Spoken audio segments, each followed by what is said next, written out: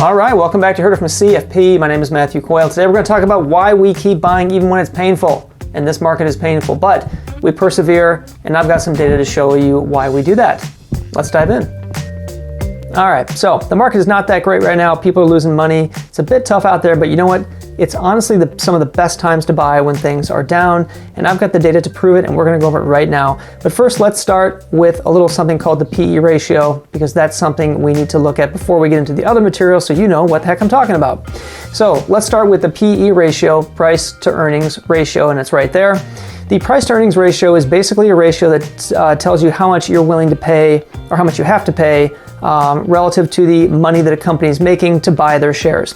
So if I'm a company and I have $1 of earnings per share, so just earnings of the company divided by the number of shares outstanding. If I have $1 of earnings per share and I'm willing to pay, let's say $10 for this company's share price, it is said that I'm willing to pay 10 times the company's earnings, forward earnings, to acquire that share. Now, historically, this can be applied to stocks. This can be applied to stock indexes. The S&P 500 has a historical price to earnings ratio. The average is about 19, depending on where you stop and start the measurements. But historical average in the modern era, going back to roughly the 50s, is about 19, maybe a little 18, toppy 19-ish, somewhere in there. Okay, so just call it about 19.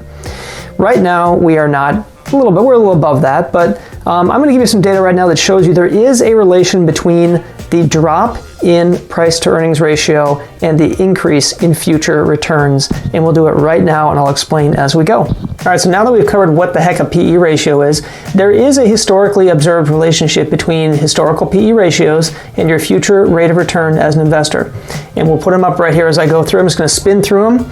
And forgive me if I look away, but I've got some stuff to put on my screen. So let's do some historically observed relationship between PE and your future return as an investor. Let's start with randomly chosen 5-year periods going all the way back to 1881.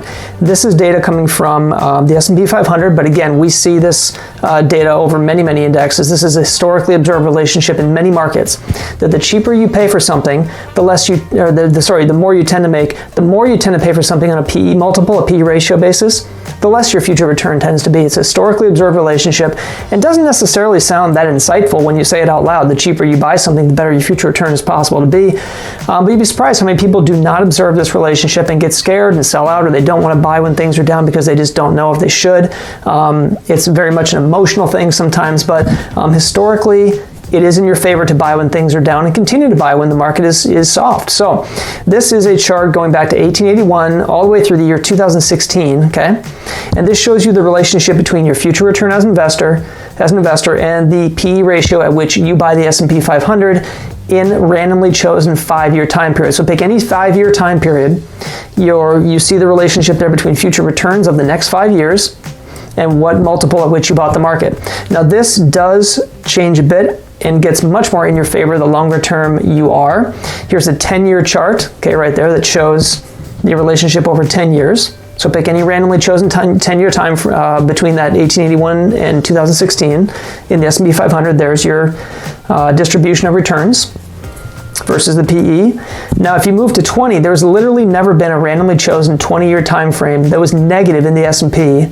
Never been a 20-year randomly chosen time frame in the S&P that was negative at any observed PE multiple at which you purchased. That's a very important number. Why? Well, because the average retirement length in this country can be anywhere from 20 to 25 years. So this idea that when you hit retirement, you're going to just cash out, go to bonds, get extremely safe, don't own any stock, that is an idea that really I'm not in favor of, because the history just hasn't shown that's a great idea. You still have a long time to manage money. You still have the odds in your favor. Let's move to 30 years. And our relationship and our grouping tightens up quite a bit. So there's never been, just like 20 years, there's never been a 30-year randomly chosen time frame that's been negative in U.S. growth stocks or U.S. growth stocks over that time frame versus their PE at which you purchase them. So very interesting data. And in fact, I think I have a GIF I can probably put up, or at least some multiples that we can put up on the screen here as it goes through to show you this is an observed relationship over virtually any time frame. So very interesting, and we'll move on to the next thing here.